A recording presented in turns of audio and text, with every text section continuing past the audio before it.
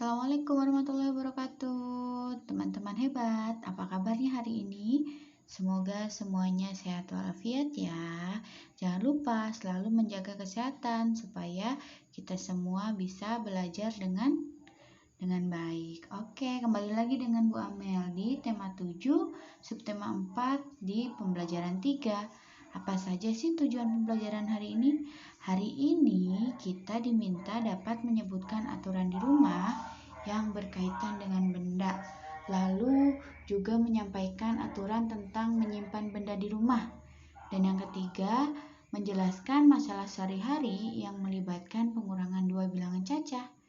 Yang terakhir, kita diminta dapat menyelesaikan masalah sehari-hari yang melibatkan pengurangan dua bilangan cacah. Sudah siap? Oke, kalau sudah siap, dipersiapkan bukunya ya. Lalu kemudian kita duduk dengan rapi dan konsentrasi. Oke? Oke, sudah siap kan belajarnya? Nah, bukunya sudah disiapkan kan? Yuk kita buka buku paketnya halaman 101. Nah, di dalam buku kalian ada teks bacaan Ayo Membaca. Bu Amel akan bacakan. Di rumah, teman-teman disimak bukunya masing-masing ya. Putu selalu menaati aturan di sekolah. Di rumah pun demikian. Selesai bermain, Putu selalu membereskan mainannya. Kita harus mencontoh perbuatan Putu yang selalu menaati peraturan di sekolah maupun di rumah. Nah, teman-teman, dimanapun kita berada, pasti ada aturan yang dibuat. Untuk apa? Supaya semua anggota dalam lingkungan tersebut merasa nyaman. Nah, taat itu apa sih? Taat itu berarti patuh.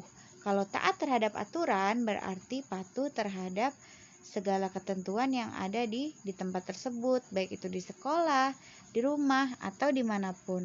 Nah, sekarang kita akan mencari contoh benda di rumah dan di mana sih biasanya kita menyimpannya? Apakah sudah tepat? Nah, yang pertama adalah buku. Pasti semuanya punya buku kan? Nah, buku ini disimpannya di mana ya? Masih ada tidak yang suka menyimpan bukunya di atas kasur? Atau di atas TV? Atau di lemari pakaian? Nah, yang tepat buku disimpan di rak buku. Lalu sepatu. Di manakah sepatu? Di rak sepatu ya tentunya ya. Nah, teman-teman, jadi benda-benda itu akan lebih baik, akan lebih indah kalau disimpan di tempatnya supaya terlihat lebih rapi.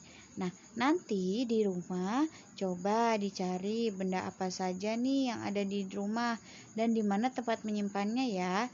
Yang ada di tabel di buku kalian diisi ya, dicari 3 benda lagi dan biasanya di mana nih menyimpannya. Bisa? Oh iya, apa teman-teman di rumah sudah terbiasa menyimpan benda-benda di tempat menyimpannya dengan benar? Nah, kalau sudah ada yang terbiasa berarti sangat hebat. Jika ada yang belum terbiasa berarti harus mulai dibiasakan dari sekarang ya. Oke, kita lanjut. Ada yang masih ingat apakah aturan itu? Aturan adalah suatu ketentuan yang dibuat untuk kepentingan bersama. Terus, kenapa kita harus menaati aturan? Supaya kita merasa bertanggung jawab dan agar tertib dan juga nyaman. Kalau misalnya semua orang taat aturan, berarti semuanya akan merasa tertib dan nyaman. Contohnya nih, misalnya salah satu dari kalian ada yang sedang bermain sepeda. Terus tiba-tiba ada seseorang yang menyeberang bukan di zebra cross. Pasti kaget kan? Pasti ngerem mendadak kan? Nyaman tidak kalau seperti itu? Tidak kan? Pasti kaget. Terus udah gitu selain kaget juga pasti akan merasa terganggu, iya kan? Nah, makanya kita semua harus taat terhadap aturan. Lalu siapa saja yang harus menaati peraturan? Tentu saja semua orang yang berada di lingkungan tersebut ya. Kalau tadi misalnya teman-teman mengendarai sepeda, ya berarti teman-teman juga harus taat aturan. Mengendarai sepeda harus di mana, terus harus bagaimana, harus menggunakan helm, harus hati-hati seperti itu. Semuanya harus menaati peraturan semua orang yang berada di lingkungan tersebut. Lalu apa yang terjadi jika tidak menaati aturan? Nah, yang terjadi lingkungan akan merasa kurang nyaman. Jadi kalau misalnya yang tadi Bu Amel ceritakan, misalnya tiba-tiba ada orang menyeberang jalan, berarti orang lain yang mengendarai sepeda, mengendarai motor akan merasa kurang nyaman. Apalagi kalau menyeberangnya tidak hati-hati ya, tidak tengok kanan kiri ya, tiba-tiba lari nyebrang. Nah, itu akan membahayakan orang lain. Nah, itulah kenapa kita harus taat terhadap aturan. Kenapa peraturan itu penting untuk kita taati, supaya kita belajar disiplin, kita belajar tertib, nyaman, dan tanggung jawab. Nah, teman-teman, selanjutnya kita akan belajar berhitung dengan bersusun pendek, pengurangan bersusun pendek. Oke, kita simak videonya ya. Hai, ayo kita menghitung 75 dikurangi 35 dengan cara pengurangan bersusun pendek. Yuk kita mulai. Perhatikan kalimat pengurangan ini. Untuk menjadikannya pengurangan bersusun pendek, kita ubah kalimat pengurangan tersebut menjadi bentuk bersusun. Kita tulis angka 75. Kemudian kita tulis angka 35 di bawahnya. Setelah selesai menulis angka secara bersusun, kita buat garis bawah ya teman.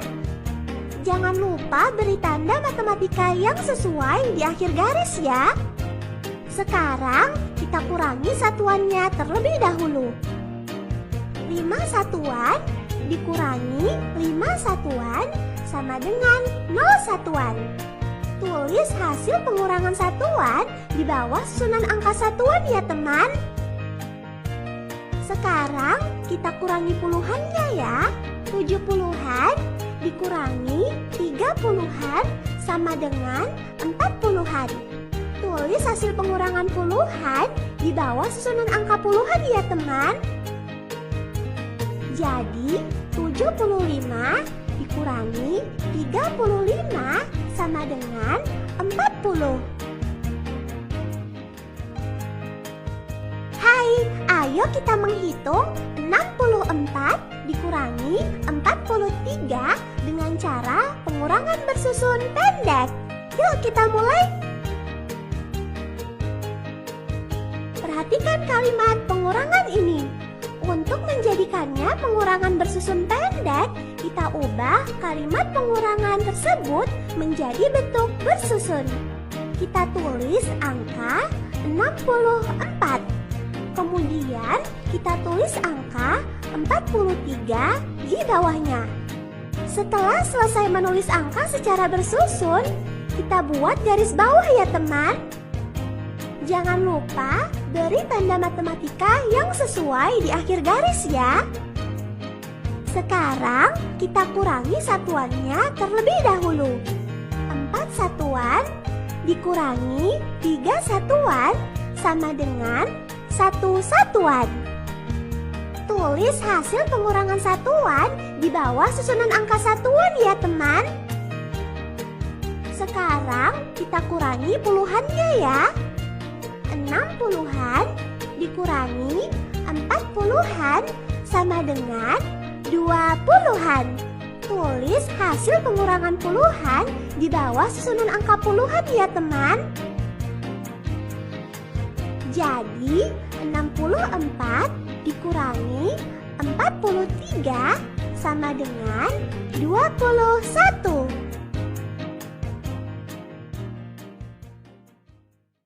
Nah, teman-teman, tadi adalah cara menghitung pengurangan dengan bersusun pendek. Bagaimana? Sudah jelas? Atau masih bingung? Kalau sudah jelas, berarti teman-teman memperhatikan dengan baik. Kalau masih bingung, boleh bertanya kepada Bu Guru ya.